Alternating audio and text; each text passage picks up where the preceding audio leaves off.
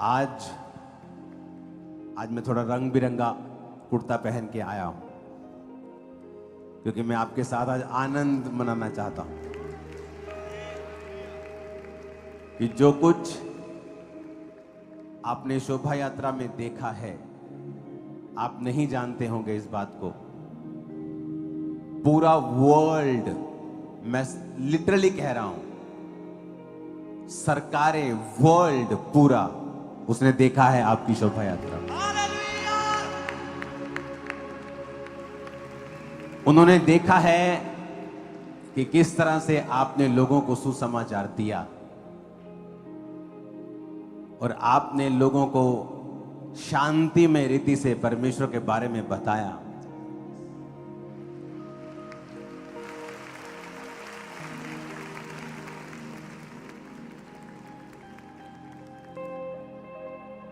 मेरे बेडरूम में अभी तक वो लाइव रिपीट चलता है शोभा यात्रा का। इतना कुछ वहां पे था कि कैमरामैन को कैप्चर करना मुश्किल हो गया था।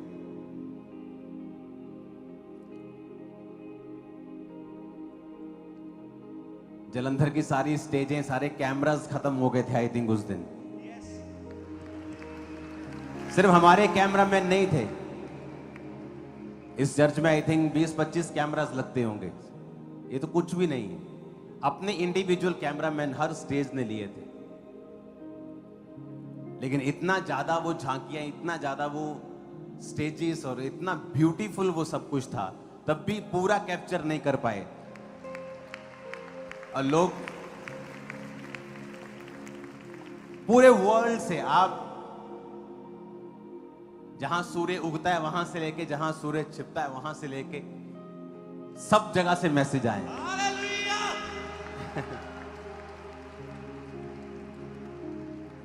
और सब ये बोल रहे थे कि नेक्स्ट टाइम हम ऑनलाइन मैसेज आ सके कि क्या हो रहा है, ये इज टू मच। मैंने कहा जो तुम ऑनलाइन देख रहे हो ना 5% भी नहीं है, यहां आके देखो, मजा आ जाएगा तुमको। तो नेक्स्ट टाइम मुझे बहुत लोगों के मैसेज आए कि नेक्स्ट टाइम हम इसे फॉरेन से लाइव नहीं देखेंगे, हम वहां आएंगे। So next time I think Khamra church की कलीसियाएं, इंडिया की कलीसियाएं तो होंगी ही, फॉरेन कलीसियाएं भी अपने अपने देश के झंडों के साथ और भारत के झंडों के साथ।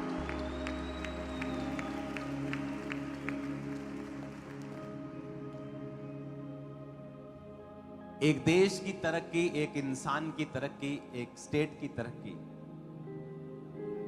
आप दूसरे से कितना मिलजुल के रहते हैं इस बात पे डिपेंड करती है। अगर सांसारिक दृष्टि से बोलो तो कोई इन्वेस्टर उस जगह नहीं जाना चाहता है जहां पर इनस्टेबिलिटी है, जहां पता नहीं कल को क्या हो जाए। आज हर व्यक्ति दुबई जाना चाहता है, वहां इन्वेस्ट करना चाहता है क्योंकि वहां स्टेबिलिटी फील होती है। और मेरा बिलीव है जब आप लोग फॉरेन से, सब जगहों से, भारत से आकर एक जगह इकट्ठे होकर आप एक मैसेज देते हैं कि वी ऑल आर वन, हम स्टेबल हैं, हम एक हैं, हम ब्लेस्ड हैं।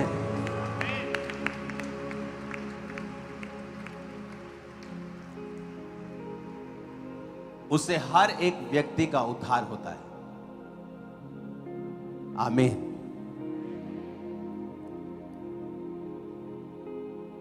जो हुआ उसका नशा अब तक दिमागों में चढ़ा हुआ है।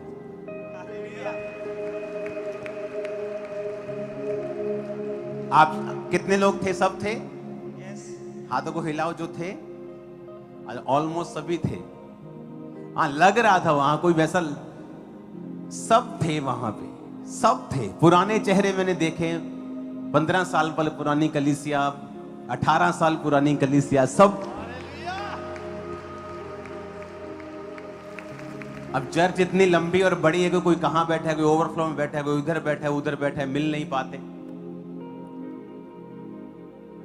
जैसे आप लोगों के लिए एक सिस्टम बनाया गया है कि मंगलवार को काउंसलिंग होती है, जो आजकल नहीं हो पा रही है शोभा यात्रा की वजह से, मीटिंग्स की वजह से, लेकिन नए साल में ये ओपन हो जाएगी। तो आपके लिए एक सिस्टम है कि आप लोग मुझे मिल सकते हैं, आपका अपना केस आप काउंसलिंग टीम को बताते हैं।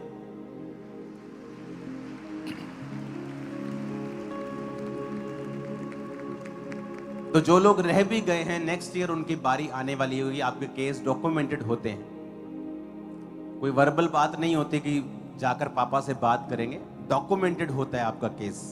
आपने क्या कहा है, चाहे उसको 3 महीने बाद मैं ओपन करूं, लेकिन वो ओपन होता है।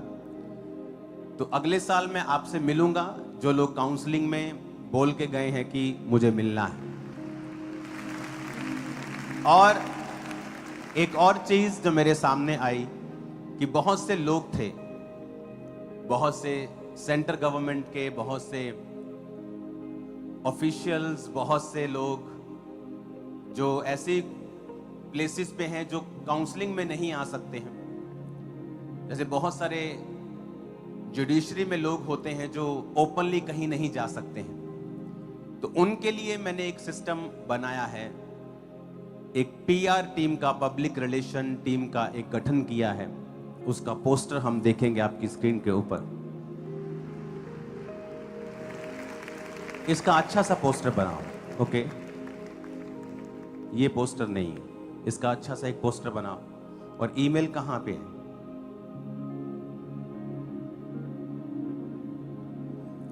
ये अभी आपको नंबर दिख रहा है, इसके साथ एक ईमेल भी होगी। जो पीआर टीम है वो इस पर होगी। और आपको कोई भी ऐसा व्यक्ति है जो राजनीति में है, कहीं ऊंचे पद पे है, कोई सेलिब्रिटी है, उसको मिलने का मौका नहीं मिलता, उसको मालूम नहीं मैं कहां कांटेक्ट करूं, तो ये नंबर पे आप कांटेक्ट करना, टीम आपको रिस्पॉन्ड करेगी। आम लोगों के लिए मंगलवार है, सब लोगों के लिए। तो ये उन लोगों के लिए है जो क्रिश्चियंस नहीं हैं, अन्य जातियों में से हैं, या चर्च का हिस्सा नहीं है, जिनको पता नहीं है कि मैं क्या करूं अगर मुझे कोई बात अपनी पहुंचानी है। तो आपको ये पोस्टर आज रिलीज कर दिया जाएगा। आज सिर्फ ये नंबर आप नोट कर लो, उसके साथ ईमेल भी होगी और ये नंबर भी होगा। तो ये नंबर उन लोगों के लिए है। बहुत से बिलीवर्स होते हैं जो मैसेज करते हैं कि मेरे मोहल्ले में एक जज साहब हैं या मेरे मोहल्ले में एक पुलिस ऑफिसर हैं, वो आपसे मिलना चाहते हैं, लेकिन मैं किससे बात करूं? मेरे लिए तो सिस्टम है, लेकिन उनके लिए सिस्टम नहीं है, वो काउंसलिंग में कैसे जाएंगे? तो ये सिस्टम आप लोगों के लिए होगा, उन लोगों के लिए जो मिलना चाहते हैं। तो आज इसका पोस्टर आप बना के इसको रिलीज कर दो। कौन है अंदर आज फ्यूचर के ऊपर? थोड़ा आदमी बन के काम करना। Hallelujah. I think church next level पे जा रही है आपकी और मेरी और खुदाबंद।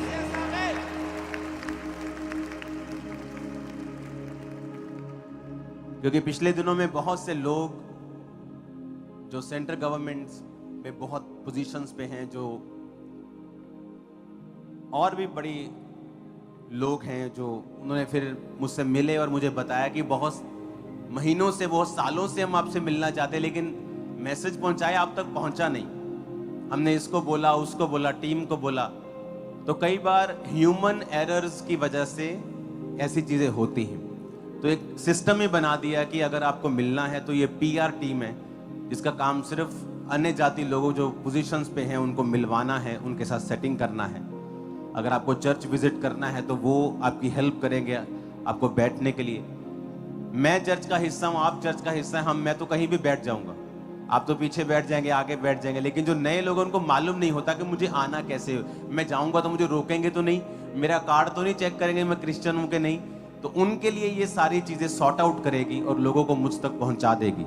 तो आपके लिए अब रास्ता ओपन है, ये आप किसी को भी मिलवा सकते हैं।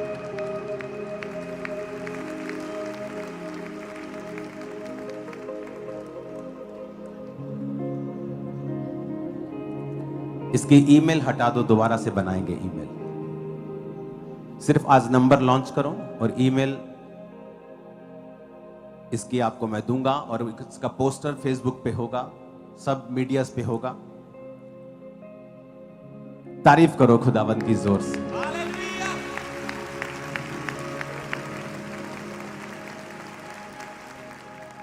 अपने हाथों को उठाओ।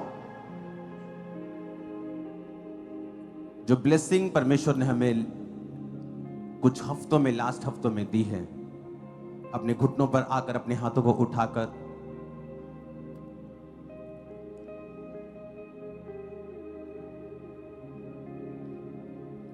खुदावंद का थैंक्स करो अपने हाथों को उठाकर।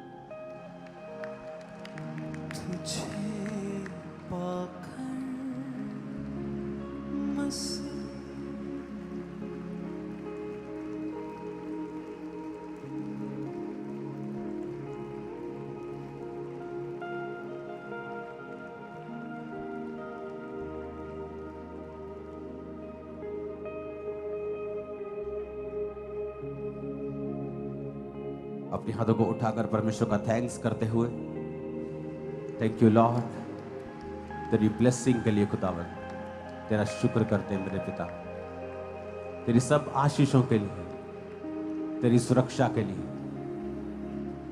प्रभु यीशु मसीह के पवित्र नाम में हम मांगते हैं।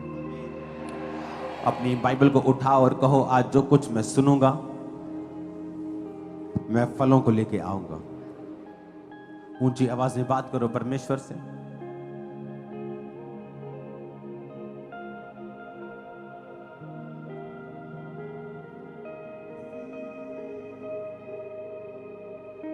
प्रभु तेरे वचनों का मैं भूखा। अपने हाथों को उठा के कहो, खुदा बाप मुझे गॉस्पल के लिए, सुसमाचार को फैलाने के लिए इस्तेमाल कर, जैसा तूने पहले कभी मुझे इस्तेमाल नहीं किया। आज के बाद मुझे वैसा इस्तेमाल कर।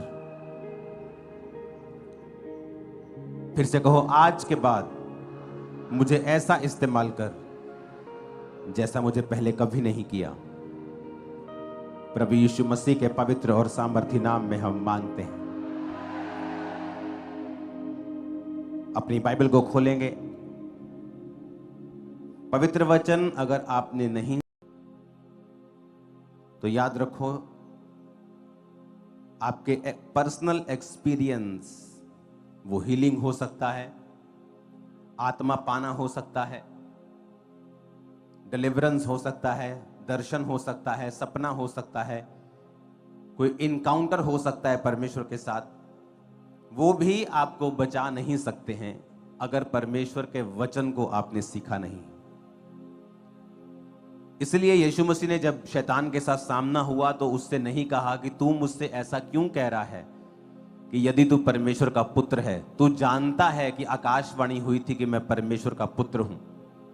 तो परमेश्वर यीशु मसीह ने भी स्पिरिचुअल इनकाउंटर्स, एक्सपीरियंस जो परमेश्वर के संग उनके होते थे, उसको इस्तेमाल नहीं किया शैतान के खिलाफ लड़ने के लिए। इसीलिए आज शैतान सब कुछ करता है ताकि एक आपको वचन से बाहर कर सके और दूसरा आपको वचन पढ़ने से रोक सके। आप क्रिश्चियन हैं, आप सिर्फ प्रार्थना करते हैं, वचन नहीं पढ़ते हैं, आप कभी भी अपनी लाइफ में स्टेबिलिटी को नहीं देख पाते हैं। आप प्रेयर भी करेंगे, गलतियां भी करेंगे, आप प्रेयर भी करेंगे और आपको अलग अलग तरह की बेचैनी भी होगी और आप सोचेंगे कि मैं प्रार्थना तो करता हूं लेकिन मुझे ये बेचैनी क्यों है? क्योंकि वचन ना पढ़ने के कारण आपकी जो सोल है, आपकी जो स्पिरिट है वो भूखी रहती है, वो स्टार्व करती है, वो कमजोर होती है। जिस तरह खाना ना खाने से शरीर कमजोर होता है लोगों का, उसी तरह से आत्मा कमजोर होती है जब आप उसे फीड नहीं करते वर्ड ऑफ गॉड के साथ। एक गाड़ी में ऑयल होता है, तेल होता है, डीजल होता है, पेट्रोल होता है, इलेक्ट्रिसिटी होती है जो गाड़ी को चलाती है। लेकिन उसमें एक मोगलाइल भी होता है, इंजन ऑयल होता है जो उसको ठंडा रखता है। तो प्रार्थना एक फ्यूल की तरह है जिसके बिना गाड़ी चल नहीं सकती। लेकिन वचन पढ़ना उस इंजन ऑयल की तरह है कि अगर आप उसे नहीं डालेंगे तो गाड़ी जल जाएगी। इसलिए लोग गलतियां करते हैं अपनी लाइफ में क्योंकि वो वचन के साथ जुड़े हुए नहीं हैं। इसलिए आप जो कुछ भी करें, हमेशा अगर आपको प्रार्थना भी करनी है तो एक रूल, एक नियम बनाएं कि प्रार्थना करने से पहले आपको आधा पौना घंटा, आधा घंटा, 20 मिनट, आधा घंटा कम से कम आप बाइबल जरूर पढ़ें। जब भी आपको प्रेयर करनी है, अगर मुझे प्रेयर करनी है तो मैं जाता हूं, वर्शिप करता हूं, प्रार्थना करता हूं, क्वाइट टाइम बिताता हूं। लेकिन जब मुझे वचनों से या प्रार्थना करनी है पॉइंट्स को लेकर, उससे पहले हमेशा मैं बाइबल के अध्यायों को पढ़ता हूं। और मैंने सोचा होता है कि मैं इतने अध्याय पढ़ूंगा, लेकिन उसे ऐसे फटाफट मैं नहीं पढ़ता जाता हूं। अगर एक लाइन पे भी मैं अटक गया और मुझे वहां पर पवित्र आत्मा ने कुछ समझाया तो उसकी फिर पूरी स्टडी मैं करता हूं, चाहे 2 घंटे निकल जाएं, वो बात अलग है। लेकिन एक खास अध्यायों को पढ़ के कि मुझे 5 अध्याय पढ़ने हैं या मुझे 10 अध्याय पढ़ने हैं, उसके बाद ही मैं हमेशा पॉइंट्स के साथ प्रार्थना करता हूं। क्योंकि आपको यह समझ होनी चाहिए कि जिस तरह शारीरिक समझ है लोगों को कि कौन सी चीज किस समय पे खानी चाहिए। अगर ये चीज मैं रात को खाऊंगा तो ये शरीर को नुकसान करेगी, अगर यही चीज सुबह खाऊंगा तो शरीर को फायदा करेगी। चीज वही है, शरीर वही है, टाइमिंग उसी तरह से बाइबल है। आप बाइबल जब पढ़ते हैं, आपको बाइबल के अध्याय पढ़ने हैं और फिर आपको प्रार्थना करनी है। आप जैसे ही बाइबल को पढ़ के प्रार्थना करेंगे, आप एक अजीब किस्म का पीस, एक शांति जो है अपने हृदयों में देखेंगे परमेश्वर ने आपको भेजी है। कितने मेरी बात को समझ रहे हैं? इसलिए जब भी आप अपनी लाइफ में कभी कमी पाते हैं, बेचैन पाते हैं, तो हमेशा आपको नजर आएगा कि उसमें एक बड़ा रीजन था कि आपने पवित्र वचन को अपने जीवन में स्थान नहीं दिया है। इमेजिन करो आप कैंसर से चंगे हुए हैं, तब भी शैतान ने आपको हरा दिया। कैसे? क्योंकि आपको वचन नहीं पता। उसने आपको इमोशनल कर दिया, उसने आपको चीजों में उलझा दिया और आपको वर्ड ऑफ गॉड जो है वो नहीं पता। और जैसे ही आप वर्ड ऑफ गॉड में घुसते हैं, लागोस जिसे बोलते हैं, लेगोस, लिखा हुआ वचन, शैतान हमेशा लिखे हुए वचन से हारता है। एक होता है रेमा वचन, जो परमेश्वर खास किसी टाइम पर आपके जीवन के लिए बोलता है। वो शैतान को हराने के लिए नहीं होता, वो परमेश्वर ने आपको किसी डिलीवरेंस के लिए, कोई हीलिंग के लिए, किसी मिशन को देने के लिए, आपकी लाइफ में कुछ करने के लिए वो आपको देता है। जिस तरह पतरस को परमेश्वर ने कहा, पतरस ने कहा प्रभु अगर तू ही पानी पे चल रहा है तो मुझे आज्ञा दे। तो परमेश्वर ने कहा हाँ पतरस आ जा, ये कौन लड़का घूम रहा है बीच में और तेज तेज चल रहा है, इसको रोको प्लीज, बिना चले फिरे। हालेलुया। आपको ये बात समझ आनी चाहिए कि मुझे लागोस यानी लिखा हुआ वचन पढ़ना है, क्योंकि वही है जो रॉक है। रॉक मतलब पत्थर। वही है जो गोलियत के सिर में घुसेगा और गोलियत जितना मर्जी बड़ा हो, एक छोटा सा पत्थर उसे घुटनों पर लाकर गिरा देगा मुंह के बाहर और उसकी गर्दन कटवा देगा, उसे पता नहीं था। जब दाऊद गोलियत को मार रहा था तो गोलियत बहुत बड़ा योद्धा था, लेकिन दाऊद ने लिखा पत्थरों को छांटा और जब गोफन से चला के मारा तो गोलियत को 1 सेकंड लगा मरने के लिए। आपको कई बार लगता है ओ शैतान देखो ये बड़े बड़े जबरदस्त हैं जी, ये तो एक पत्थर की मार है। वो वचन में घुस जाओ, आपके कदमों के नीचे गोलियत होगा। वचन से हारेंगे। जब भी शैतान और शैतानी एजेंट हारेंगे, वचन से हारेंगे। ये टाइम है वर्ड ऑफ गॉड में जाने का, पूरी तरह से अपने पवित्र वचन को पढ़ने का। ये आपका डिफेंस है, ये मेरा डिफेंस है।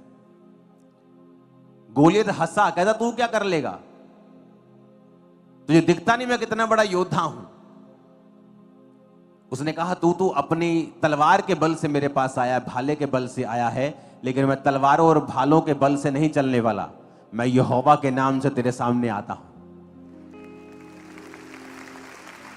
और लिखा जैसे ही उसने गोफन चलाया उसके माथे में वो घुसा और एक बड़ा दैत्य गिर गया और मर गया। ये विक्ट्री थी अगर आप वर्ड के साथ जुड़े हुए हैं तो, क्योंकि जैसा जैसा आप वचन पढ़ेंगे आपका भरोसा परमेश्वर के ऊपर बढ़ता जाएगा। लिखा विश्वास सुनने से और सुनना मसीह के वचनों से। आप जैसे ही मसीह के वचनों को आप सुनेंगे, आपके अंदर फेथ पैदा होता है। वो फेथ वो होता है जो और किसी चीज से पैदा नहीं होता। वो सिर्फ आपका वचन सुनने से ही आता है आपकी लाइफ में।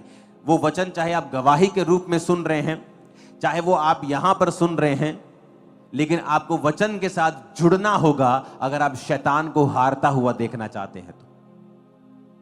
इसलिए आप नोटिस करेंगे कि बाइबल पढ़ने वक्त शैतान नहीं चाहता बाइबल पढ़ें। वो चाहता आप अलग अलग तरह के कामों में घिरे रहें, चिंताओं में घिरे रहें, चीजों में घिरे रहें। आप इसमें सालों गुजार देंगे और सडनली देन यू रियलाइज, ओहो मैं बाइबल पढ़ना शुरू करता हूं। जैसे आप बाइबल पढ़ेंगे आप देखेंगे कि सब कुछ वैसे ही चल रहा है, शैतान वैसे ही बकबक कर रहा है, पर अब आपको फील नहीं हो रहा, क्योंकि आपकी शांति परमेश्वर के वचन के ऊपर पढ़ने से और निर्भर करने से होती है। कितने मेरी बात को समझ रहे हैं? और वर्ड ही है जो आपको बचाएगा, वर्ड ही है जो डिफेंस है, वर्ड ही है जो शैतान को हराता है। हालेलुया।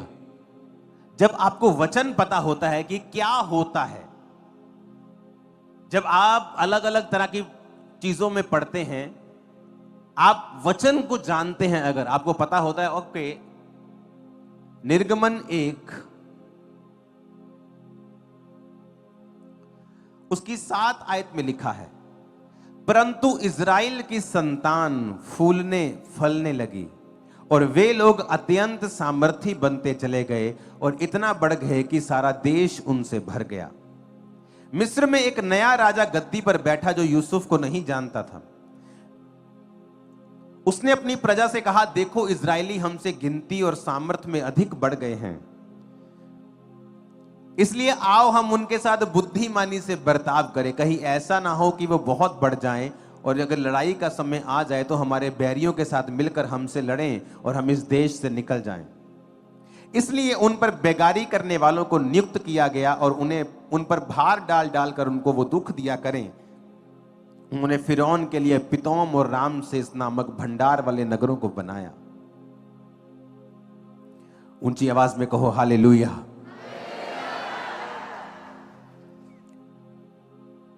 अब लिखा है कि इज़राइल की संतान फूलने और फलने लगी। आज जो आप देश सुनते हो इज़राइल, एक्चुअल में वो देश का नाम नहीं है, याकूब का नाम है इज़राइल। जब याकूब ने प्रार्थना की थी और परमेश्वर ने उसके नाम को चेंज कर दिया था कि आज से तेरा नाम याकूब नहीं होगा, आज से तेरा नाम इज़राइल होगा। तो इज़राइल जिस देश को आप सुनते हो, एक्चुअल में वो याकूब का नाम था, जिससे सारे 12 गोत्र निकले थे। यीशु मसीह का गोत्र यहूदा वहां से निकला। लेवी लोग जो सेवा करते थे, याजक थे, वो भी उस गोत्र से निकले। रूबेन जिसने अपराध किया, जिसने व्यभिचार किया और उसे नीचा किया गया, वो भी उसी गोत्र में से निकला। ऐसे 12 गोत्र, एप्रेम और मनश्शे जो यूसुफ की संतान थे, यूसुफ को उसमें नहीं शामिल किया गया, बल्कि उसके 2 बच्चों को भी उन गोत्रों में शामिल कर लिया गया। तो आप जो इज़राइल पढ़ते हैं वो एक्चुअल में याकूब का नाम था। तो लिखा याकूब की संतान फूलने और फलने लगी। उस देश में वो इतना बढ़ गए, इतना बढ़ गए, इतने ज्यादा हो गए कि जो मिस्र का नया राजा गद्दी पर बैठा था वो उनसे डर गया कि ये बहुत ज्यादा हो गए हैं, ये पॉलिटिकली कुछ गड़बड़ कर देंगे, तो मुझे अपना राज्य बचाने के लिए, लिखा वो उन पर बेकारी करने वाले, यानी जो काम करने वाले थे, उनको दुख देने लगे।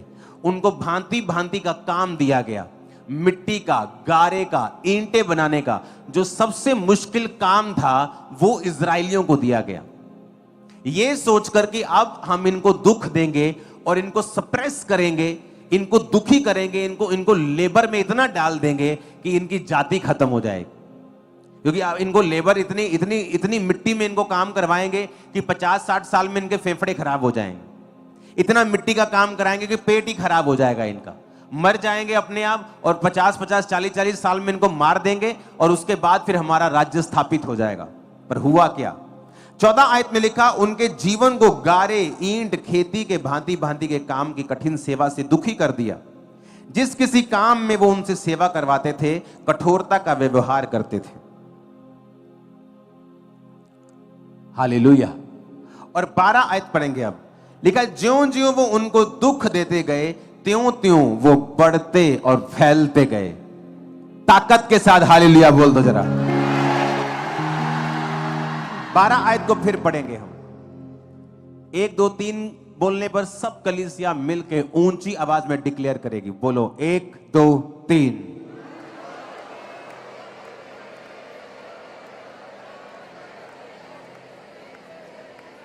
हालेलुया।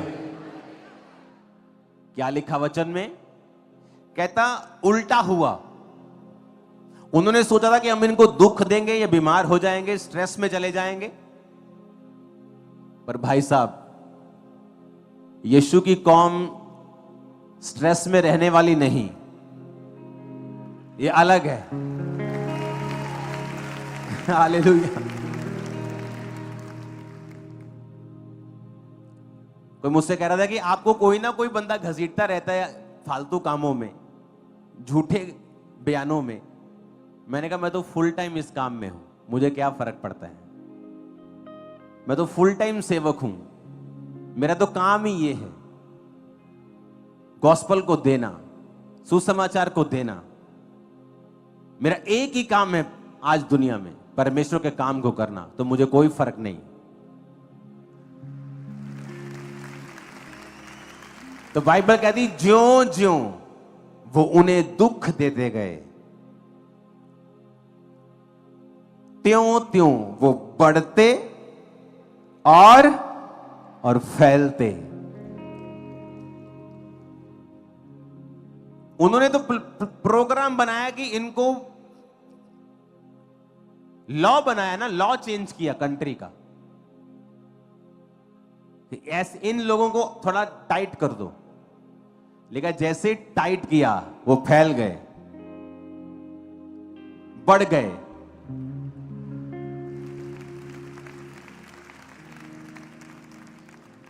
और अब आगे आगे देखो कितने लॉ चेंज किए गए कि लड़का हो तो इनका मार देना, लड़की जीवित रख लेना। तब भी परमेश्वर उनको बचाता गया।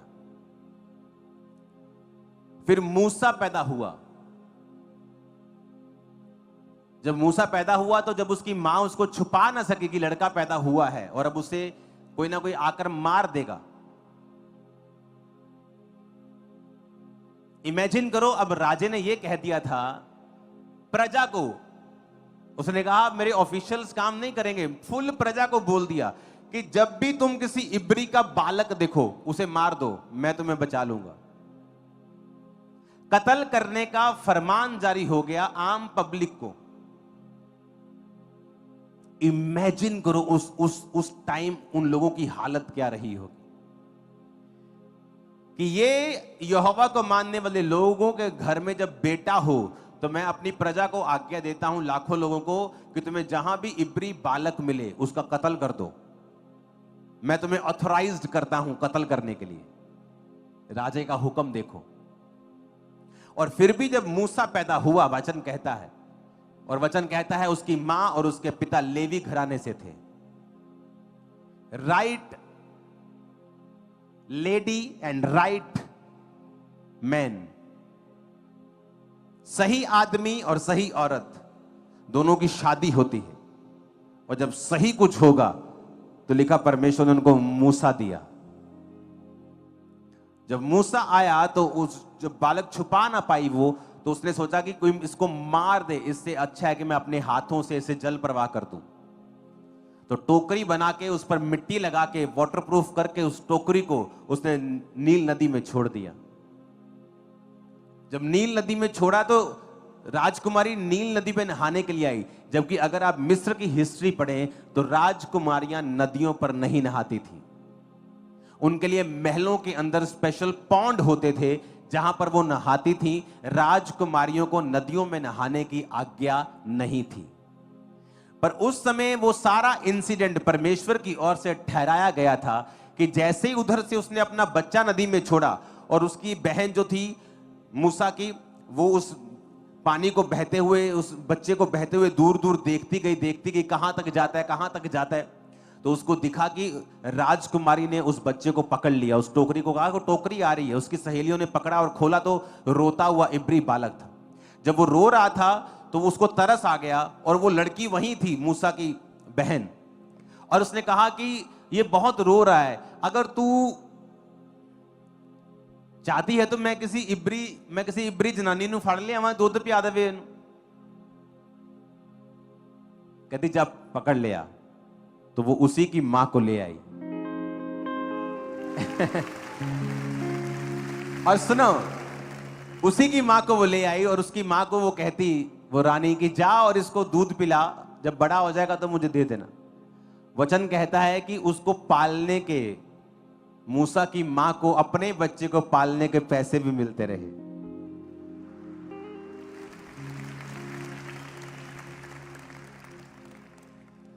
इमेजिन करो परमेश्वर किस तरह से सारी घटनाओं को करता था। मैं आपको बताता हूं, खुदाबंद आपके साथ खड़ा है, मैं आपको बता रहा हूं। अब मैं सारी घटनाएं आपको नहीं बता सकता वो कैसे खड़ा है, लेकिन वो ऐसे खड़ा है ना, आप सोच भी नहीं सकते। जबरदस्त, पक्की यारी है, पक्की।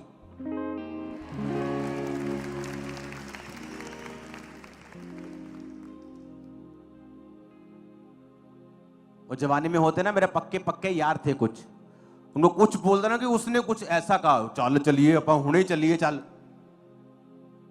पक्की यारी, जीसस के इस कलीसिया से पक्की है यारी, बहुत पक्की, जबरदस्त पक्की। इमेजिन करो कि वो रानी के दिल को उसने चेंज कर दिया कि जा आज तू नदी पे जाके नहा। और वचन कहता कि वो आई, और जब मूसा को उसने दूध पिला के बड़ा करके उसको दिया, तो मूसा फिर राजमहल में पलने लगा। राजमहल में पला और राजकुमार बन गया, और अगला राजा मूसा था। लेकिन वचन कहता है उसको पता था कि वो इब्री है, और जब बाहर जाकर अपने इब्री भाइयों की हालत देखने लगा तो उसको पता था कि वो इब्री लोगों को वो छुड़ाना चाहता था। और बाइबल कहती है उसने एक मिस्री को मार दिया जब उसने इब्री के ऊपर कुछ जुल्म किया। और कल को फिर निकला कि इब्री लोग मेरा आदर करेंगे, और दो इब्री आपस में लड़ रहे थे, तो एक ने कहा कि तू हमें क्यों समझा रहा है, जैसे कल तूने एक मिस्री को मार दिया था, हमें भी मारना चाहता है। जब मूसा को मालूम हुआ कि ये बात खुल गई है, और राजा ने जब सुना कि मूसा ने हमारे ही बंदे को मार दिया, ये इब्री का इब्री रहा, तो उसने जब उसको मरवाना चाहा तो मूसा वहां से भागा। वचन में लिखा है मूसा ने परमेश्वर मसीह के कारण निंदित होने को मिस्र के धन से बड़ा भंडार समझा। मूसा को पता था कि मुझे क्या लेना देना है, मैं क्या कर लूंगा, ये इब्री जो है इन पे जुल्म होता है, मेरी आवाज क्या कर लेगी, मैं एक अकेला जान क्या कर सकता हूं। मेरा कंफर्टेबल मेरी लाइफ है, मेरे पांव के नीचे सोने चांदी के जूतियां हैं, कपड़ों में सोने चांदी है, मेरे बर्तन सोने चांदी के हैं, मैं क्या एफर्ट करूंगा।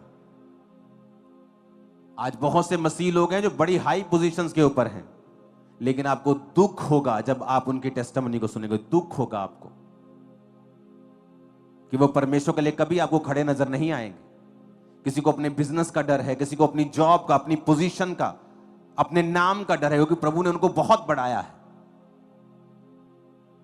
लेकिन अंत के दिनों में जब उनसे पूछा जाएगा तो शर्मिंदगी उनका हिस्सा होगी, क्योंकि ये क्षण भर का जीवन जो धरती पे वो बिता रहे हैं, उन्हें पता है एक दिन वो खत्म हो जाएगा।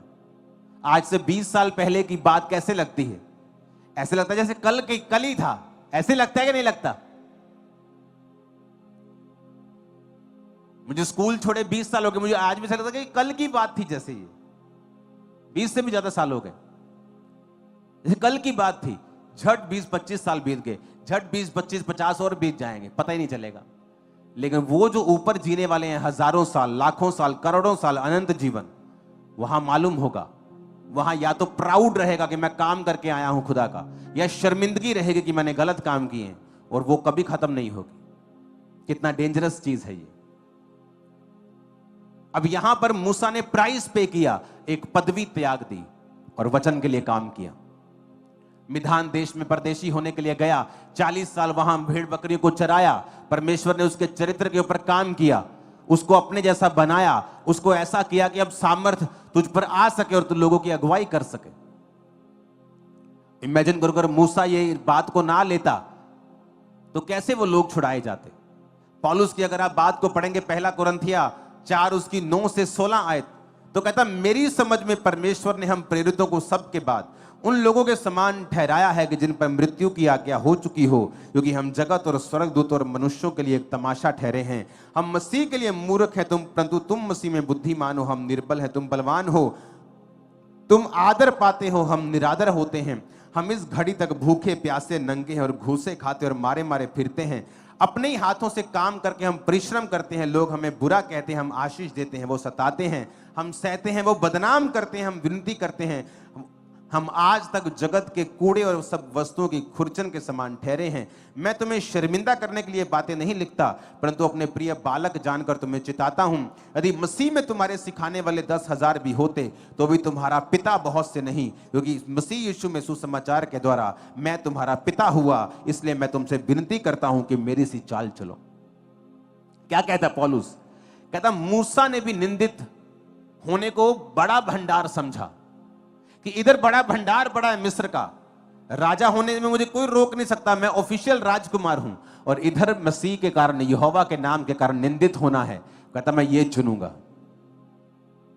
आज अगर आपको मैं बोलूं फिरौन के नाम बताओ, राजाओं के नाम बताओ मिस्र के, आप नहीं बता पाओगे, लेकिन मूसा को आज पूरी दुनिया जानती है। वचन कहता है कि पौलुस ने भी उसी जीवन को अपनाया। उसने कहा लोग बदनाम करते हैं, हम अच्छा करते हैं, वो बदनाम करते हैं, पर कहता ऐसा क्यों है? क्योंकि हमने एक प्राइस पे करना है गॉस्पल के लिए, और परमेश्वर हमारे संग खड़े होंगे। 2004, 2005, 2006 में लोगों ने बदनाम करने की कोशिश की, तो परमेश्वर ने मुझे कैसा ऊंचा किया। जो आज लोग कर रहे हैं, फ्यूचर देखना कैसा होगा। तुम्हारी पहुंच से बाहर होगा, एक ऐसे लेवल पे होगा जो इमेजिन नहीं किया जा सकता। इसलिए मैं कह रहा हूं कि परमेश्वर में आपको समझ होनी चाहिए वचन की कि परमेश्वर किस तरह से कार्य करते हैं। किसी के दबाने से, किसी के लॉ बनाने से आप लोग रुकने वाले नहीं हैं, क्योंकि जैसे जैसे लिखा वो दुख देते गए, त्यों त्यों वो बढ़ते और फैलते चले गए। पुराने नियम में हुआ, नया नियम में हुआ। नया नियम में क्या हुआ? जब 12 पर जुल्म करने की कोशिश की गई, वो सैकड़ों में बदले, सैकड़ों पर की गई वो हजारों में बदले, हजारों पर की गई लाखों में, आज लाखों में किया तो 400 करोड़ हो गए। अब करो, क्या करोगे? हालेलुया। हमारा गढ़ जो है, हमारा जो जिस पर हम ठहरे हैं, रुके हैं, हमारी नींव जो है वो परमेश्वर का वचन है। पौलुस कहता मैंने इन सब चीजों को सहा है, क्यों? ताकि मैं गॉस्पल का काम कर सकूं। पौलुस एक जगह गया, उसका विरोध हुआ, वो दूसरी जगह गया, उसका विरोध हुआ, तीसरी जगह। विरोधियों ने उसकी हेल्प की है। थैंक्स करो विरोधियों का, वो आपकी हेल्प कर रहे हैं सुसमाचार को फैलाने के लिए। उन्हें कभी भी श्रापित मत करो, कभी मत तेरी लातें टूट जाए, तेरी बांह टूट जाए, कभी श्रापित मत करो। वो आपके हेल्पर्स हैं। जहां आपके मित्र आपको नहीं लेके जा सकते, विरोधी आपको वहां ले जाकर खड़ा कर देंगे परमेश्वर के नाम पे। वो वहां आपको फैला देंगे जहां आपको लोग नहीं जानते हैं। चाहे आप किसी भी तरह से फैलें, चाहे वो नेगेटिविटी फैलाने की कोशिश करें, मेरा परमेश्वर क्रॉस पर 2 नेगेटिव लेकर उन्हें पॉजिटिव कर चुका है। उसको आदत है पॉजिटिव करने की। तुम वरी मत करना, वो ऐसा पॉजिटिव छक्का मारेगा और सदा छाए रहेंगे हम यीशु मसीह के नाम में। हालेलुया।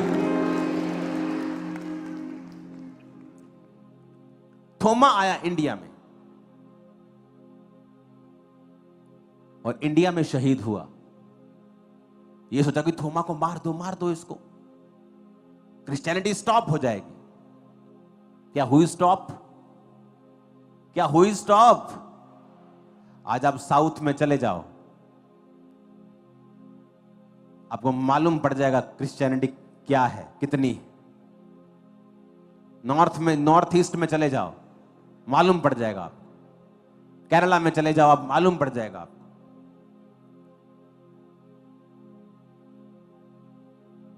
क्रिश्चियनिटी की एक खूबी है, जब एक क्रिश्चियन कट्टर होता है, वो मारने वाला नहीं बनता, मार खाने वाला बन जाता है। ये खूबी है क्रिश्चियनिटी में। लोग बोलते हैं अब ये कट्टर हो गया, कट्टर मतलब अब ये मारे पीटेगा लोगों को।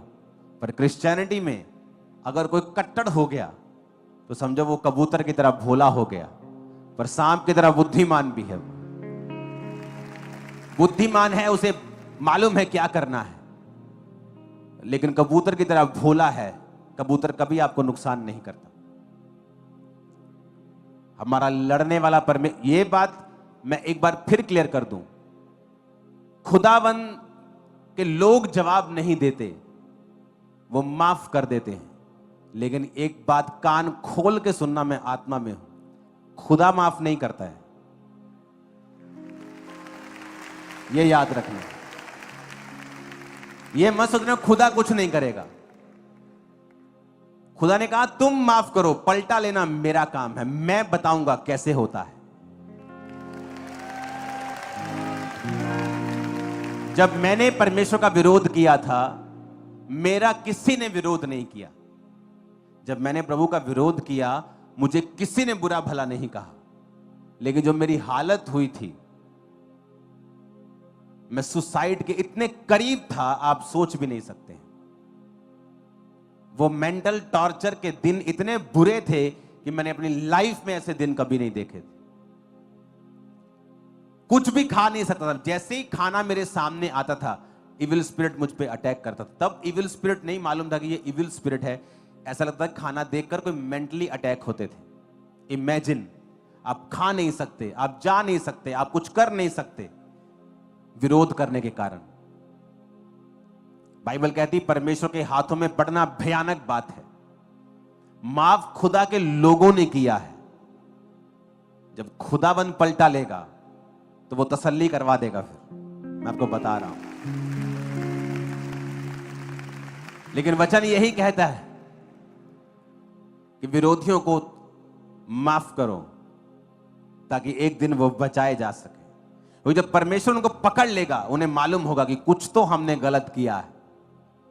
फिर वो ढूंढेंगे और पड़ताल करेंगे और समझेंगे कि हमारी लाइफ के ऊपर जो कर्स हैं, जो श्राप हैं, जो चीजें हम फेस कर रहे हैं, वो परमेश्वर हमारे जीवन में कर रहा है। लेकिन उसने तुमको कहा है, मुझको कहा है, हे प्रियो अपना पलटा खुद मत लेना, क्योंकि पलटा लेना मेरा काम है। परमेश्वर के हाथों में पड़ना भयानक बात है, बाइबल कहती है।